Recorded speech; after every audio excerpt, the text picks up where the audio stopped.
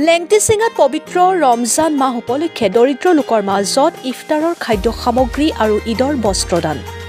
বঙাইগাঁও জিলাৰ ১৭ নং সৃজনগ্ৰাম সমষ্টিৰ যুৱ কংগ্ৰেছৰ উদ্যোগত আৰু লেংটিচিঙা অঞ্চলৰ কংগ্ৰেছ কৰ্মীসকলৰ সহযোগত আজি দৰিদ্ৰ লোকৰ মাজত ইফতাৰৰ খাদ্য সামগ্ৰী আৰু ঈদৰ বস্ত্ৰ দান কৰা হয়। আজিৰে খাদ্য আৰু বস্ত্ৰ দান কাৰ্যসূচী শুভাৰম্ভ কৰে স্থানীয় বিধায়ক আব্দুল বাটেন খণ্ডকাৰে। অঞ্চলটোৰ শতাধিক দৰিদ্ৰ পুৰুষ, মহিলা, শিশু আৰু বিশেষ শাৰীৰিকভাৱে সক্ষম ব্যক্তিৰ মাজত ইফতাৰৰ খাদ্য সামগ্ৰী আৰু ঈদৰ বস্ত্ৰ প্ৰদান কৰে। পবিত্ৰ ৰমজান মাহ উপলক্ষে দলটোৰ এনে প্ৰশংসনীয় পদক্ষেপক শলাগ লৈছে অঞ্চলটোৰ সচেতন ৰাইজে। অভয়াপুৰীৰ পৰা আজিজুল ইছলামৰ ৰিপৰ্ট, অৰুণোদয় আছাম।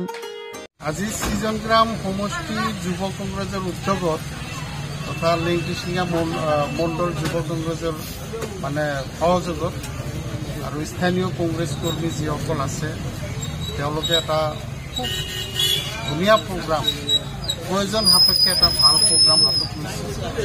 মই নিজে আহি খুব আনন্দিত হৈছোঁ। প্ৰগ্ৰামটো হ'ল দুখীয়া ৰাইজৰ মাজত ইফতাৰৰ সামগ্ৰী বিতৰণ আৰু ঈদটো যাতে নতুন কাপোৰ পিন্ধি পালন কৰিব পাৰে তাৰ কাৰণে পুৰুষক লুংগি আৰু মহিলাসকলক আমি শাৰী কাপোৰ প্ৰদান কৰাৰ যিটো ব্যৱস্থা কৰিছে তাৰে শুভ উদ্বোধন কৰা হয়, বিতৰণ চলি আছে। আৰু মই আন্তৰিকভাৱে যুৱ কংগ্ৰেছৰ লগত সংযুক্ত থকা যুৱকসকলক মই ধন্যবাদ যাচিছোঁ যে এনেকুৱা এটা ধুনীয়া প্ৰগ্ৰাম তেওঁলোকে হাতত লৈছে। প্ৰয়োজন সাপেক্ষে যিটো প্ৰয়োজন আছিল সেই কামে তেওঁলোকে যে কৰিছে সঁচাকৈ প্ৰশংসনীয়। তেওঁলোকক মই পুনৰাই ধন্যবাদ দিছোঁ। আৰু স্থানীয় যিসকল কংগ্ৰেছ কৰ্মী লেংটিচিঙা অঞ্চলৰ তেওঁলোকে পূৰ্ণ সহযোগিতা আগবঢ়াইছে। গতিকে প্ৰতিজনকে মোৰ অন্তঃস্থলৰ পৰা ধন্যবাদ জ্ঞাপন কৰিছোঁ। যাই হোক, আমাদেৰ আজকে আমৰা যে নহওক আজি আমি যুৱ কংগ্ৰেছৰ ফালৰ পৰা আমাৰ কংগ্ৰেছ কৰ্মী বৃন্দসকলৰ সহযোগত আমি আৰু আমাৰ মাজত আছে বিধায়ক মহোদয়ে তেওঁৰ হাতেৰে এই দুখীয়া মানুহক বস্তুটো বিতৰণ কৰিব বুলি আশা ৰাখিছোঁ।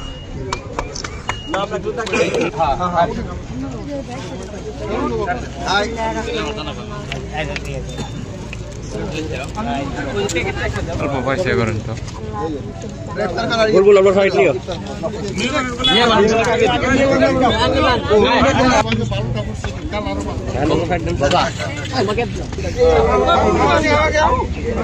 অল্প পয়সা তো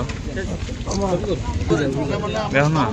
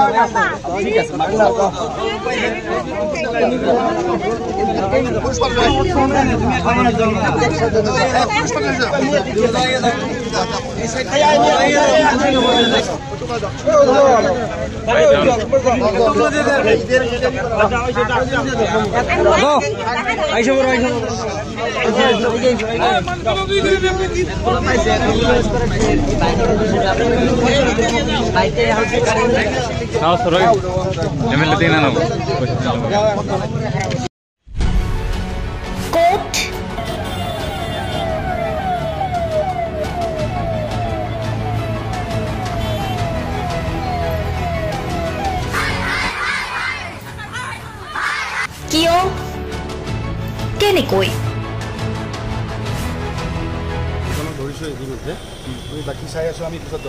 দুৰ্নীতি ৱাইফজনীয়ে কৈছে বোলে এওঁ মোৰ হাজবেণ্ড আপুনি কোন হে ক'বলৈ এওঁ অবৈধ বুলি অনিয়ম ভ্ৰষ্টাচাৰ একো নায়কতাবাদ এতিয়াৰ পৰা আৰু নহ'ব আমি দিম সত্য বাতৰি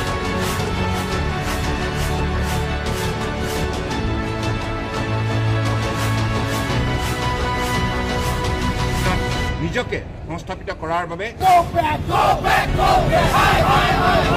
শুদ্ধ ৰূপত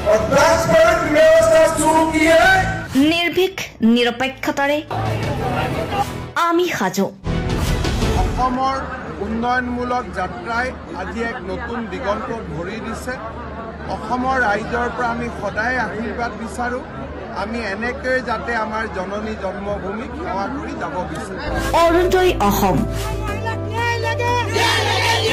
নিৰ্ভীক নিৰপেক্ষ